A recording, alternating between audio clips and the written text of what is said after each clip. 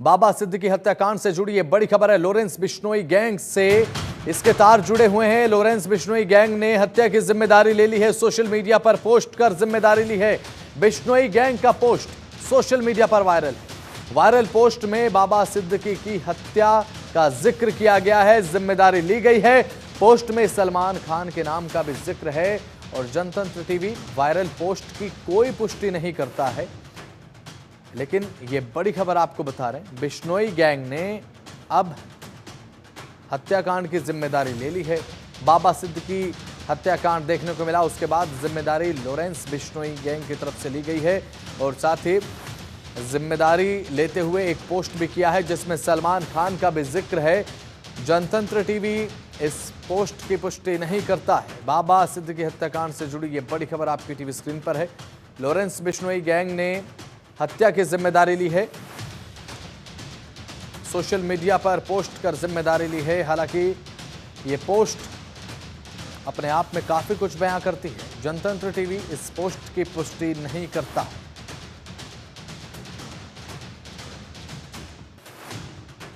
कि पौष इलाके में एक पूर्व मंत्री, पूर्व विधायक, जिनका बेटा भी या तो विधायक है या पहले था, और जिसने अपने जीवन भय के बारे में चिंता बताई थी। कुछ सुरक्षा मिली थी, बताया जाता है 2 कांस्टेबल्स मिले थे या वाई कैटेगरी मिली थी। उसके बावजूद अगर हत्या हो जाती है और बाहर से आए हुए 3 पेशेवर हत्यारे, जिसमें एक है धर्मराज, दूसरा है करनैल सिंह, एक हरियाणा का और एक उत्तर प्रदेश का, 9mm पिस्टल्स का इस्तेमाल किया जाना। 9mm पिस्टल्स या तो चाइना की ओरिजिन की होती हैं या फिर FM ब्राउनिंग की होती हैं। खतरनाक हथियार जो केवल पुलिस फोर्सेस वगैरह को दिया जाता है और उसकी इतनी पावरफुल मार होती है कि कमर के नीचे भी लगे तो जिसको मारा जाएगा, अगर वाइटल पार्ट पे नहीं भी लगी तो रक्तस्राव यानी हेमरेज से भी उसकी मौत होने की संभावना रहती है। और मुंबई इस तरीके से बताने के बाद अगर हो तो चिंता का विषय तो है ही, और पुलिस को अपनी आंतरिक जो व्यवस्था है, गश्त गाड़ाबंदी और पेट्रोलिंग की, उसको और उच्चीकृत करने की आवश्यकता है। और ये जो बताया जा रहा है कि इसमें लॉरेंस बिश्नोई का हाथ है, और लॉरेंस बिश्नोई के बारे में ये कहा जाता है कि उसके 3 गुर्गे अमेरिका से ऑपरेट कर रहे हैं। तो बड़ी खबर आपको बता दें, मुंबई से बाबा सिद्दीकी के शव का पोस्टमार्टम हुआ है। कपूर अस्पताल में पोस्टमार्टम किया गया है। बाबा सिद्दीकी का पार्थिव शरीर पहुंचाए घर और साथ ही आज शाम 7 बजे नमाज जनाजा अदा की जाएगी। रात 8:30 बजे सुपुर्द खाक किया जाएगा। राजकीय सम्मान के साथ अंतिम विदाई होगी। कल एनसीपी नेता बाबा सिद्दीकी की हत्या को अंजाम दिया गया था। एनसीपी नेता बाबा सिद्दीकी की हत्या कल कर दी गई थी और उसके बाद आज उनके शव का पोस्टमार्टम हुआ और आज शाम 7 बजे नमाज जनाजा अदा की जाएगी। ये बड़ी खबर आपको बता रहे हैं। आज शाम 7 बजे नमाज अदा की जाएगी। उसके बाद 8:30 पर सुपुर्द खाक किया जाएगा। तो राजकीय सम्मान के साथ अंतिम विदाई उनकी देखने को मिलेगी। कल उनकी हत्या को अंजाम दिया गया था। 3 गोलियां उन्हें मारी गई थी। आरोपी गिरफ्तार कर लिए गए हैं। 3 आरोपियों में से 2 की गिरफ्तारी हो चुकी है। एक फरार बताया जा रहा है। शिव कुमार उसका नाम है। उत्तर प्रदेश का वो रहने वाला है और तलाश उसकी लगातार पुलिस कर रही है। पुलिस की तरफ से कॉन्ट्रैक्ट किलिंग का वादा किया गया था कि कॉन्ट्रैक्ट किलिंग का ये मामला लगता है और जो पुलिस का दावा था उसके बाद वो सही साबित होता वो नजर आया। लॉरेंस बिश्नोई गैंग ने जिम्मेदारी ली है। आज रात 8:30 बजे सुपुर्द खाक किया जाएगा और उससे पहले नमाज जनाजा अदा की जाएगी। तो यहाँ पर बाबा सिद्दीकी जो एक बड़े नेता एनसीपी के रहे, उनके शव का पोस्टमार्टम हो चुका है। कल रात 9 बजे के करीब उन्हें गोली मारकर उनकी हत्या कर दी गई थी।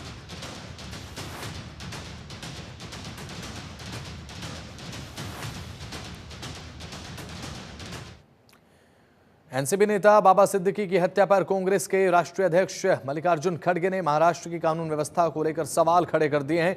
और अब क्या कुछ उन्होंने कहा महाराष्ट्र में कानून व्यवस्था की विफलता को लेकर, आपको दिखाते हैं। तो हमने तो ओपनली बोला आपको, लॉ एंड ऑर्डर वहां पर ठीक नहीं है और वो लोग उनको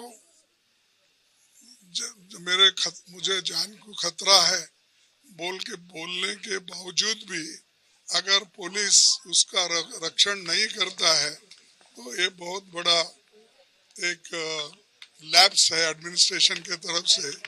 वो ऐसे बम्बई जैसे एरिया में तो हमेशा पुलिस सतर्क रहना चाहिए।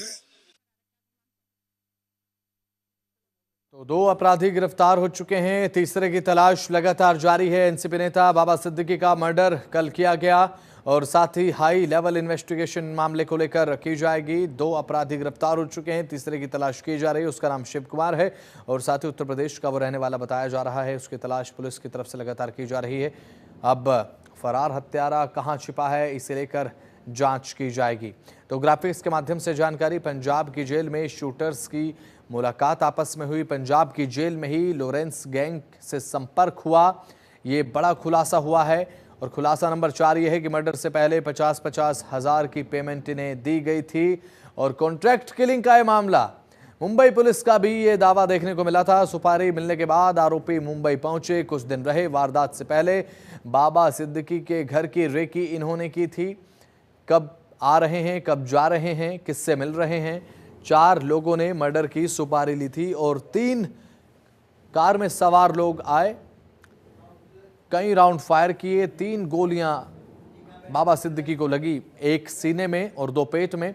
उसके बाद लीलावती अस्पताल में उन्होंने दम तोड़ दिया क्योंकि ब्लड लॉस बेहद ज़्यादा हो चुका था और साथ ही एक्सट्रीम ब्लड लॉस के चलते उन्हें नहीं बचाया जा सका। सुपारी मिलने के बाद आरोपी मुंबई पहुंचे और कैसे घटना हुई, 9:15 से 9:20 के बीच में ऑफिस के बाहर निकले थे सिद्दीकी। अपने ऑफिस के बाहर बताया जा रहा है कि पटाखे फोड़ रहे थे और पटाखे फोड़ रहे थे, लेकिन इसी बीच हमलावर आते हैं और एक के बाद एक कई राउंड फायर करते हैं, जिनमें से 3 गोलियां बाबा सिद्दीकी को लगती हैं। तीनों लोग मुंह पर रुमाल बांध कर आए थे, पूरी प्लानिंग के साथ आए थे, हथियारों से लैस थे। इसके बाद बाबा सिद्दीकी पर 3 राउंड फायर की गई।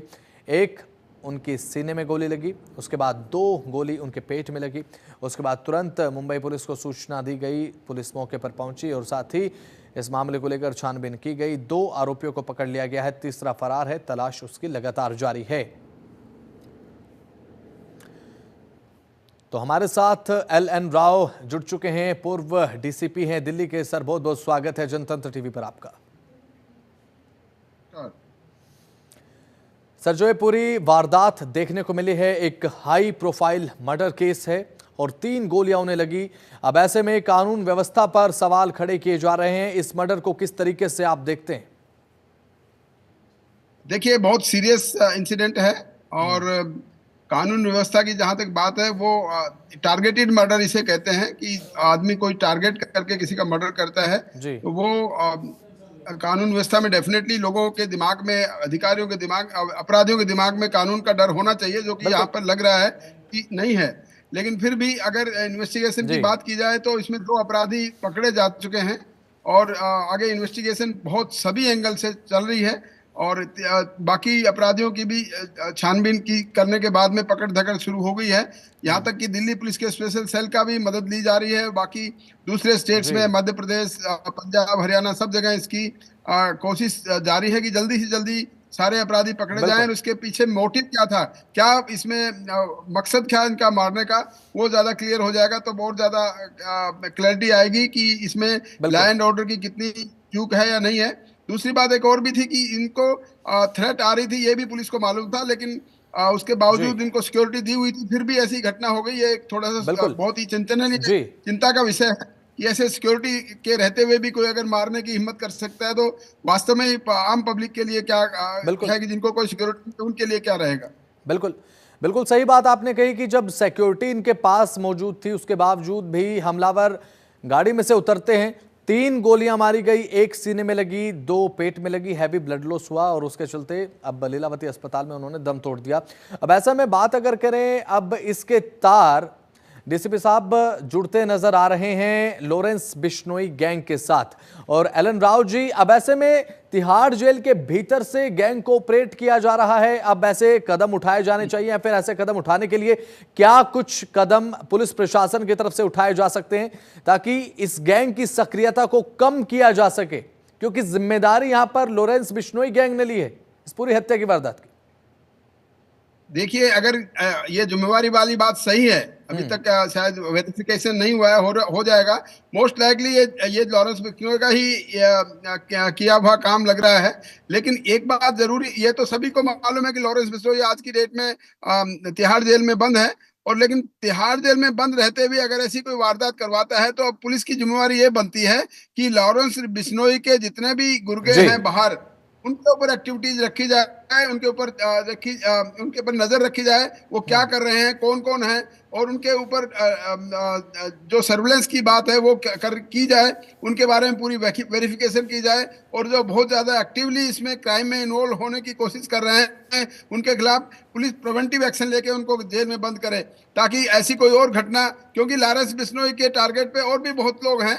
खासतौर से कई बार आ चुका है मीडिया में कि सलमान खान जो एक्टर हैं उनके ऊपर भी उन्होंने रखा हुआ है। तो ये सारी की सारी चीजें, कितना ही भले ही सलमान जी को भी सिक्योरिटी दी हुई है, लेकिन अगर लॉरेंस बिश्नोई जेल में रहते हुए ये कार्रवाई करवा सकता है तो ये बहुत ही प्रशासन के लिए और पुलिस के लिए बहुत ही चिंताजनक बात है।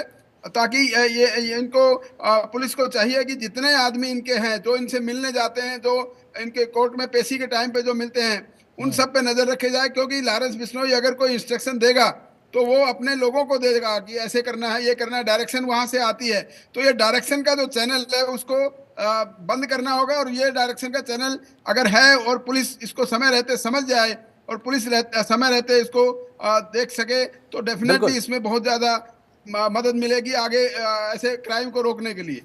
बिल्कुल एलन राव जी, एक हाई प्रोफाइल मर्डर केस है, इसीलिए भी चर्चाओं का विषय होना लाजमी हो जाता है। सुर्खियों में आज सुबह से ही खबर लगातार हम दर्शकों को बता रहे हैं किस तरीके से यहाँ पर लगातार अपराधियों के हौसले आखिर इतने बुलंद कैसे हो सकते हैं। क्या मुंबई पुलिस का खौफ खत्म हो चुका है? बड़े आराम से पूरी प्लानिंग की, 50-50 हजार की इन्हें सुपारी दी गई, उसके बाद एक कॉन्ट्रैक्ट किलिंग। लेकिन यहां पर सवाल यह भी उठता है, क्या जांच का विषय यह भी है, आप अपने अनुभव के हिसाब से बताइएगा एलन राव साहब, कि यहां पर सिक्योरिटी थी।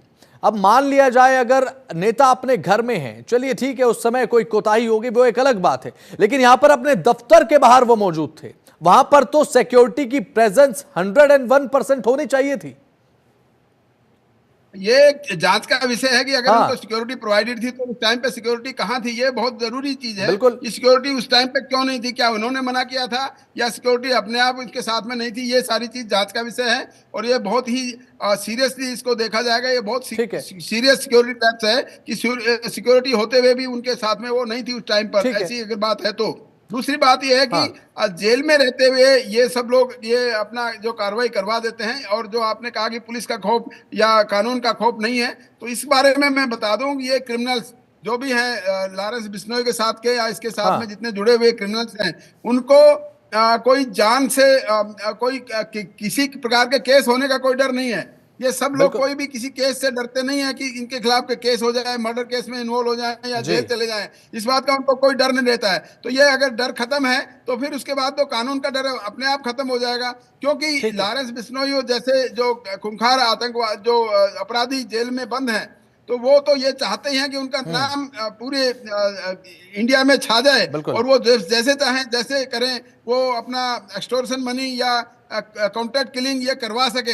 तो ये तो चाहते हैं कि उनका नाम रहे। और ये जो लोग जो इनके जो शूटर्स हैं, उनको एक शूटर नहीं है, इनके बहुत से शूटर्स हैं। ये 2-3 आदमी पकड़े गए तो कोई ऐसी बात नहीं है, और बहुत से तैयार कर रखे हैं इन्होंने। तो इसलिए इनको कोई कानून का डर नहीं है और ना पुलिस का डर है।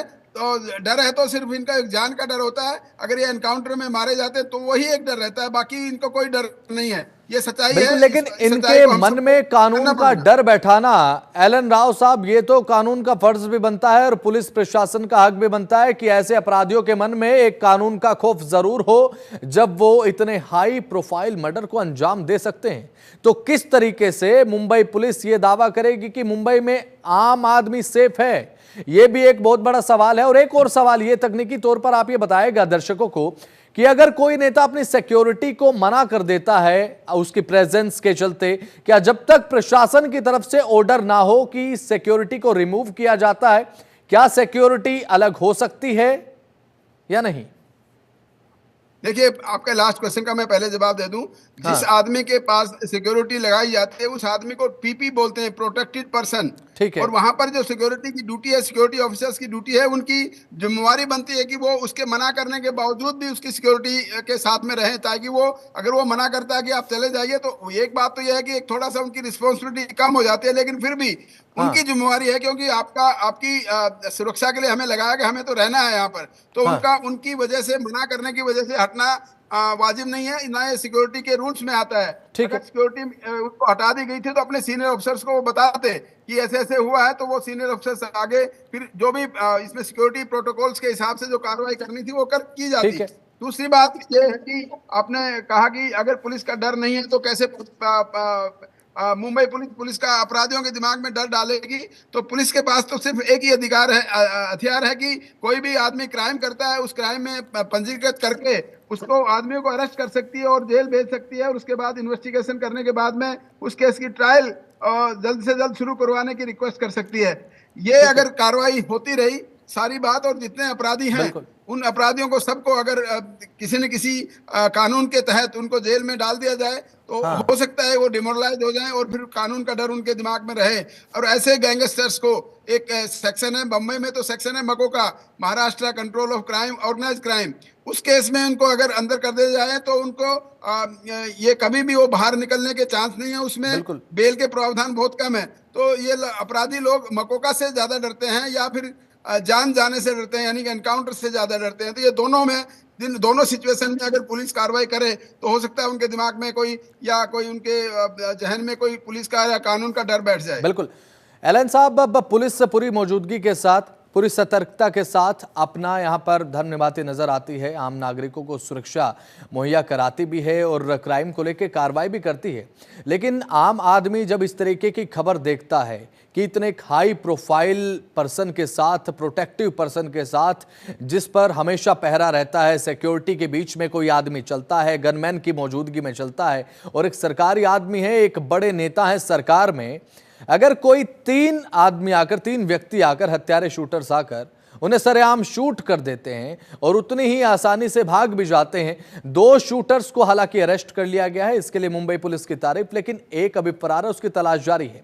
अब ऐसे में आम आदमी के मन में अगर एक सवाल आता है, पुलिस प्रशासन से अगर वो सवाल करता है कि जब इतने प्रोटेक्टिव पर्सन की हत्या को अंजाम दे दिया जाता है, तो हमारी सिक्योरिटी को लेकर पुलिस के क्या इंतजाम है, इसे लेकर क्या जवाब है? देखिए शर्मा जी, मैं आपको बड़ा क्लियर बता दूं, आपके चैनल के माध्यम से मैं बताना चाहूंगा कि हमारी अगर हिस्ट्री उठाकर देखें तो कितने ही वीवीआईपी, आप समझ लीजिए ये तो पीपी थे, कितने वीवीआईपी लोगों को भी सिक्योरिटी ने कितना बचाया, ये आप देख सकते हैं। आप उदाहरण ले सकते हैं, हमारे 2 प्रधानमंत्री जी हैं वो सिक्योरिटी कवर में थे, बेअंत सिंह जी सिक्योरिटी कवर में थे, और कितने ही, मैं आपको बता दूं कितने लोग थे जो सिक्योरिटी कवर में रहते हुए अपनी जान गंवा बैठे। तो सिक्योरिटी एक प्रकार से जो सिक्योरिटी देने वाले आदमियों का एक घेरा होता है, उस घेरे में कई बार आपने देखा सिक्योरिटी ऑफिसर्स भी मारे जाते हैं। तो वो सिक्योरिटी एक प्रकार से डराने के लिए होती है, किसी आम क्रिमिनल को डराने के लिए होती है कि इस आदमी के पास सिक्योरिटी है, और वो डर भी सकते हैं। लेकिन जो अपराधी अपने सर पे कफन बांध के आए हैं, उनको मालूम है कि अगर सिक्योरिटी होते हुए भी अगर हम पकड़े गए या मारे गए तो उनको कोई मरने का भी अगर डर नहीं रहता है, तो फिर वो सिक्योरिटी के लिए भले कितनी टाइट सिक्योरिटी हो उसमें भी चांसेस कम होते हैं। ये सब पब्लिक को मालूम होना चाहिए। और ये बात भी सही है कि आम पब्लिक इस बात से भयभीत है कि कोई भी आदमी इस प्रकार से कोई भी टारगेट किया जा सकता है। तो सिक्योरिटी का या कानून व्यवस्था का डर लोगों में वास्तव में ही कम हुआ है। उसको एस्टेब्लिश करना पुलिस की जिम्मेवारी है, प्रशासन की जिम्मेवारी है। और मैं समझता हूँ मुंबई पुलिस इस काम को रिव्यू करेगी, और रिव्यू करने के बाद में इसके कारणों की पता करने के बाद में लोगों को सिक्योरिटी भावना, सुरक्षा की भावना वापस दिलाने में मदद की जाएगी। चलिए ठीक है, बहुत बहुत शुक्रिया। आप जुड़े एलन राव साहब, जनतंत्र टीवी को समय आपने दिया, बहुत बहुत शुक्रिया आपका।